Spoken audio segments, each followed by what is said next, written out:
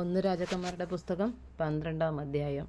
രഹബയാമിനെ രാജാവാക്കേണ്ടതിന് എല്ലാ ഇസ്രായേലും ഷേഗെമിൽ വന്നിരുന്നതുകൊണ്ട് അവനും ഷേഗെമിൽ ചെന്നു. നെബാത്തിന്റെ മകനായ യൊരോബെയാം മിസ്രയീമിൽ അത് കേട്ടാറെ ശലോമോൻ രാജാവിന്റെ സന്നിധിയിൽ നിന്ന് യൊരോബെയാം മിസ്രയീമിൽ ഓടിപ്പോയി അവിടെ പാർത്തിരിക്കുമ്പോൾ അവർ ആളയച്ച് അവനെ വിളിപ്പിച്ചിരുന്നു. യൊരോബെയാമും ഇസ്രായേൽ സഭയൊക്കെയും വന്ന് രഹബയാമിനോട് സംസാരിച്ചു. നിന്റെ അപ്പൻ ഭാരമുള്ള നുകം ഞങ്ങളുടെ മേൽ വെച്ചു. നിന്റെ അപ്പൻ്റെ കഠിനവേലയും അവൻ ഞങ്ങളുടെ മേൽ വെച്ചിരിക്കുന്ന ഭാരമുള്ള നുകവും നീ ഭാരം കുറച്ചു തരേണം. എന്നാൽ ഞങ്ങൾ നിന്നെ സേവിക്കാമെന്ന് പറഞ്ഞു. അവൻ അവരോട്, നിങ്ങൾ പോയി 3 ദിവസം കഴിഞ്ഞിട്ട് വീണ്ടും എൻ്റെ അടുക്കൽ വരുവീൻ എന്ന് പറഞ്ഞു. അങ്ങനെ ജനം പോയി. രഹബയാം രാജാവ് തൻ്റെ അപ്പനായ ശലോമോൻ്റെ ജീവകാലത്ത് അവൻ്റെ സന്നിധിയിൽ നിന്നിരുന്ന വൃദ്ധന്മാരോട് ആലോചിച്ചു. ഈ ജനത്തോട് ഉത്തരം പറയേണ്ടത് നിങ്ങൾ എന്താലോചന പറയുന്നെന്ന് ചോദിച്ചു. അതിന് അവർ അവനോട്, നീ ഇന്ന് ഈ ജനത്തിന് വഴിപ്പെട്ട് അവരെ സേവിച്ച് അവരോട് നല്ല വാക്ക് പറഞ്ഞാൽ അവർ എന്നും നിനക്ക് ദാസന്മാരായിരിക്കുമെന്ന് പറഞ്ഞു. എന്നാൽ വൃദ്ധന്മാർ തന്നോട് പറഞ്ഞ ആലോചന അവൻ ത്യജിച്ചു. തന്നോടുകൂടെ വളർന്നവരായി തൻ്റെ മുമ്പിൽ നിൽക്കുന്ന യൗവനക്കാരോട് ആലോചിച്ചു. നിന്റെ അപ്പൻ ഞങ്ങളുടെ മേൽ വെച്ചിരിക്കുന്ന നുകം ഭാരം കുറിച്ച് തരണമെന്നിങ്ങനെ എന്നോട് സംസാരിച്ചിട്ടുള്ള ഈ ജനത്തോട് നാം ഉത്തരം പറയേണ്ടതിന് നിങ്ങൾ എന്താലോചന പറയുന്നു എന്ന് അവരോട് ചോദിച്ചു. അവനോടുകൂടെ വളർന്നിരുന്ന യൗവനക്കാർ അവനോട്, നിന്റെ അപ്പൻ ഭാരമുള്ള നുകം ഞങ്ങളുടെ മേൽ വെച്ചു.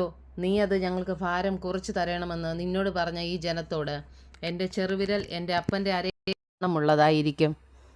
എൻ്റെ അപ്പൻ നിങ്ങളുടെ മേൽ ഭാരമുള്ള നുകം വെച്ചിരിക്കെ ഞാൻ നിങ്ങളുടെ നുകത്തിന് ഭാരം കൂട്ടും.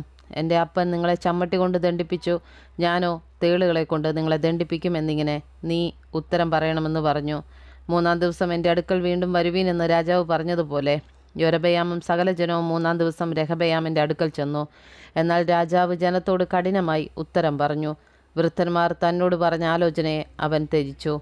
യൗവനക്കാരുടെ ആലോചന പോലെ അവരോട്, എൻ്റെ അപ്പൻ ഭാരമുള്ള നുകം നിങ്ങളുടെ മേൽ വെച്ചു, ഞാനോ നിങ്ങളുടെ നുകത്തിന് ഭാരം കൂട്ടും.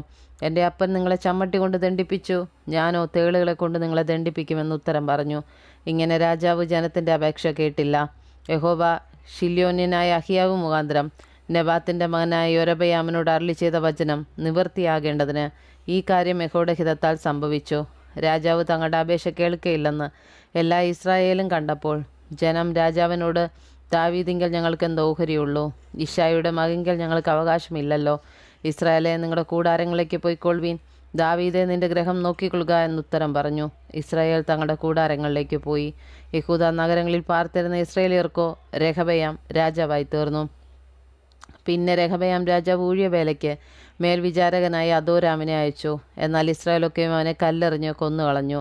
രഹബയാം രാജാവ് വേഗത്തിൽ രഥം കയറി യെരൂശലേമിലേക്ക് ഓടിപ്പോന്നു. ഇങ്ങനെ ഇസ്രായേൽ ഇന്നുവരെ ദാവീദ് ഗൃഹത്തോട് മത്സരിച്ചു നിൽക്കുന്നു. യൊരോബെയാം മടങ്ങി വന്നു എന്ന് ഇസ്രായേലൊക്കെയും കേട്ടപ്പോൾ അവർ ആളയച്ച് അവനെ സഭയിലേക്ക് വിളിപ്പിച്ച് അവനെ എല്ലാ ഇസ്രായേലിനും രാജാവാക്കി. യഹൂദ ഗോത്രം മാത്രമല്ലാതെ മറ്റാരും ദാവീദ് ഗൃഹത്തിൻ്റെ പക്ഷം ചേർന്നില്ല. രഹബയാം യെരൂശലേമിൽ വന്ന ശേഷം ഇസ്രായേൽ ഗൃഹത്തോട് യുദ്ധം ചെയ്ത് രാജത്വം ശലോമോൻ്റെ മകനായ രഹബയാമിന് വീണ്ടുകൊള്ളേണ്ടതിന് അവൻ യഹൂദ ഗൃഹം മുഴുവനിലും ബെന്യാമീൻ്റെ ഗോത്രത്തിലും നിന്ന് ശ്രേഷ്ഠ യോദ്ധാക്കളായ 180,000 പേരെ ശേഖരിച്ചു. എന്നാൽ ദൈവപുരുഷനായ ശമര്യാവിന് ദൈവത്തിൻ്റെ അരുളപ്പാട് ഉണ്ടായതെന്തെന്നാൽ, നീ ശലോമോൻ്റെ മകനായ യഹൂദ രാജാവായ രഹബയാമിനോടും യഹൂദയോടും ബെന്യാമീനിൻ്റെയും സകല ഗൃഹത്തോടും ശേഷം ജനത്തോടും പറക, നിങ്ങൾ പുറപ്പെടരുത്. നിങ്ങളുടെ സഹോദരന്മാരായ ഇസ്രായേൽ മക്കളോട് യുദ്ധം ചെയ്യുകയും അരുത്. ഓരോരുത്തൻ താൻ്റെ വീട്ടിലേക്ക് മടങ്ങിപ്പോകുവിൻ. ഈ കാര്യം എൻ്റെ ഹിതത്താൽ ഉണ്ടായിരിക്കുന്നെന്ന് ഈ പ്രകാരം യഹോവ അരുളി ചെയ്യുന്നു. അവർ യഹോവയുടെ അരുളപ്പാടനുസരിച്ച് യഹോവയുടെ കൽപ്പന പ്രകാരം മടങ്ങിപ്പോയി. അനന്തരം യൊരോബെയാം എഫ്രൈം മലനാട്ടിൽ ഷേഗെം പണിത് അവിടെ പാർത്തു. അവൻ അവിടെ നിന്ന് പുറപ്പെട്ട് പെനുവേലും പണിതു.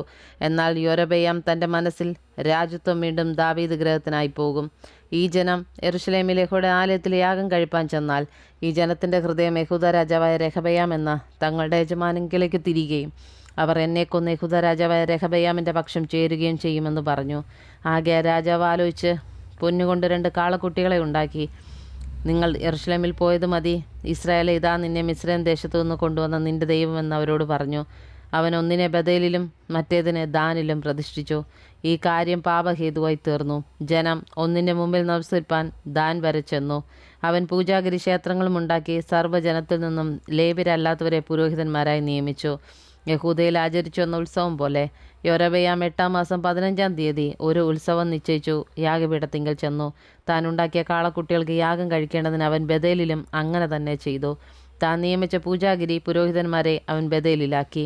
അവൻ സ്വമേധയാ നിശ്ചയിച്ച 8-ാം മാസം 15-ാം തീയതി താൻ ബഥേലിലുണ്ടാക്കിയ യാഗപീഠത്തിങ്കൽ ചെന്ന് ഇസ്രായേൽ മക്കൾക്കൊരു ഉത്സവം നിയമിച്ച് പീഠത്തിനരികെ ചെന്ന് ധൂപം കാട്ടി.